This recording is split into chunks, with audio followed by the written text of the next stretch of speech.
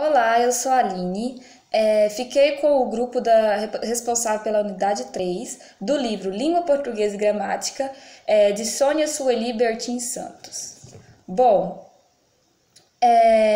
eu fiquei responsável por apresentar a linguística histórica, né? Então, embora o surgimento da linguística esteja voltada à história à história e à evolução das línguas, seja associada ao século XIX, cabe aqui ressaltar que bem antes, né, já existia estudos, né, já existia um interesse por essa história das línguas, que a partir do Renascimento já existia observações pautadas nas semelhanças entre idiomas como o italiano, o francês e o português, né, trazendo a ideia de uma herança linguística, né, latina ali. Bom, a autora ainda traz o fato de que na busca de uma perspectiva de fato histórica, né, é preciso ter um olhar crítico para compreender o que está sendo analisado. E para isso ela defende, então, que os estudos históricos, né, da língua portuguesa, eles carecem, né, de uma postura historiográfica. Para explicar melhor isso, ela traz uma citação de Cruz e Souza, que diz o seguinte, né? A história não se ocupa da reconstituição dos acontecimentos no tempo, mas sim das possibilidades de articulação entre o acontecer e o conhecer. Lembrando as palavras de Barreto, importa à história a consciência da pluralidade dos tempos no tempo. Faz-se necessário, nesse sentido, refletir criticamente sobre as condições do conhecimento, o recorte das análises, a herança das narrativas passadas, as contingências de nossa própria narração. Essas contingências são inerentes ao trabalho historiográfico. Então ela defende, né, esse ponto de que a língua portuguesa ela carece desses estudos historiográficos e que precisa-se deles para você conseguir compreender, né, o surgimento, a evolução, a história da determinada língua, né, que se objetiva. Bom, nesse sentido, né, os estudos linguísticos, né, a partir do século XIX, deliberadamente passaram a confrontar e comparar as línguas românicas e o latim. Aí ela vai trazer alguns estudos, né, alguns estudiosos que começaram, né, a fazer essas comparações. Ela vai trazer os neogramáticos, né, e junto a eles o estudo comparativo. Bom, a linguística românica ela é uma disciplina histórica que surgiu na segunda metade do século XIX. Inicialmente, né, ela foi designada como filologia românica. Os trabalhos pioneiros dessa disciplina são atribuídos a Frederic Dias em suas obras Gramáticas das Línguas Românicas de 1836 e no Dicionário Etimológico das Línguas Românicas de 1853. Ele demonstrou, né, de maneira marcante um rigoroso método de trabalho de diversas questões que até então eram preocupações de estudiosos, mas nunca antes, né, eram abordados cientificamente. Tinha-se uma preocupação por parte dos estudiosos, porém, esses estudos eles não eram abordados dentro de um olhar científico, né? Eram mais ali, buscavam ali saber e tudo, mas não era levado à ciência, vamos dizer.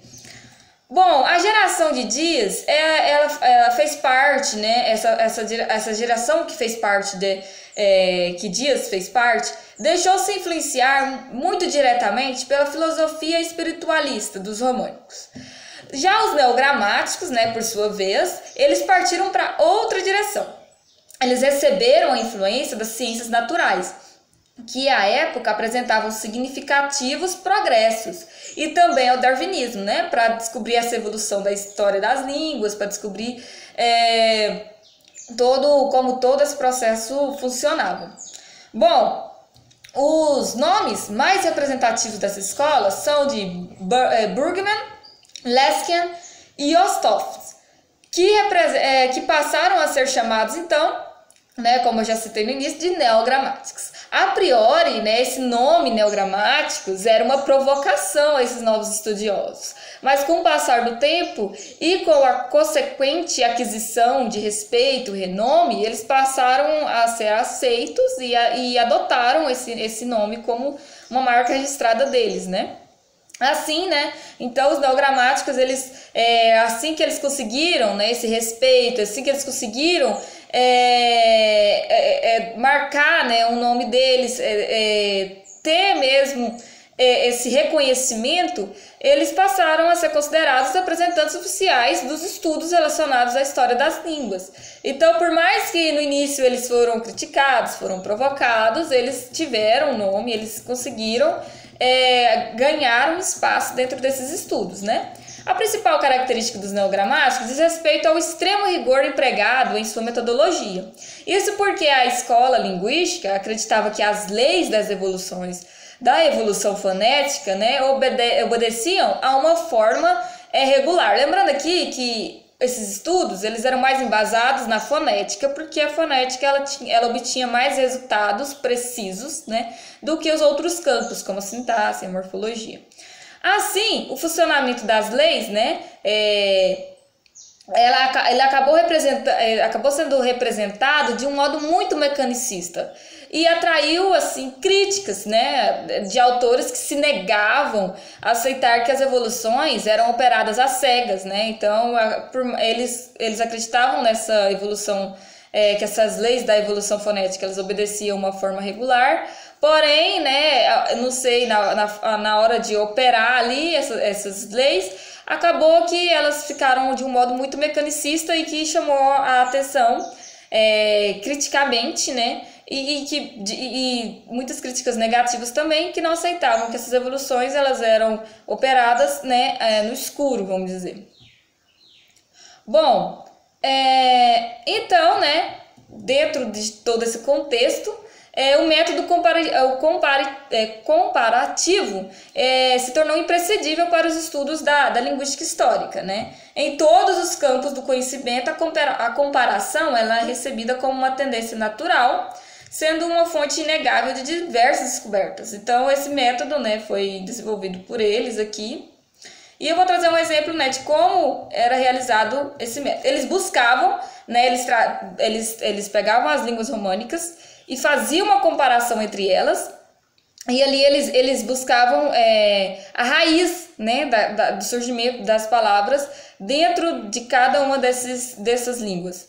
E eles buscavam que vamos dizer assim, a língua origem, né, a língua comum entre todas essas línguas românicas. Um exemplo aqui é com o verbo saber. Né? Quando se comparam, por exemplo, o verbo saber, que é a mesma grafia no português e no espanhol, com o verbo solver em francês e sapere em italiano, né? Foi legitimada a conjectura de que tenham uma origem em comum, e a origem aqui é latim. Aí eles vão fazer essa comparação dos pontos que levam a essa conclusão. Numa palavra cuja primeira sílaba começa por sibilante, todas elas começam por sibilante. E a segunda cuja segunda sílaba é tônica e comporta uma consoante bilabial e lábio dental. Então, essas semelhanças é o que levam a eles descobrirem, né, perceberem que elas possuem uma língua de origem, né, e todas incomuns ali. Ela tem essa língua raiz, vamos dizer, a mesma para todas essas outras línguas. Além disso, né, ainda com base nesse exemplo, percebemos que na evolução do latim, tanto para o espanhol como para o português, é possível identificar a passagem do P intervocálico a B. E o que em francês também acontece, com a diferença de que o P intervocálico, após passar regularmente a B, passa a V. Bom, gente, enfim, eu tentei trazer aqui um pouco sobre essa história fonética, trazendo alguns estudos que foram pioneiros, né, do estudo das evoluções das línguas.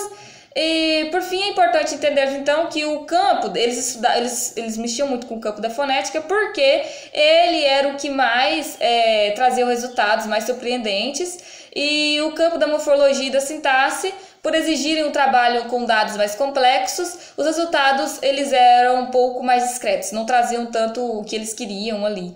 E aí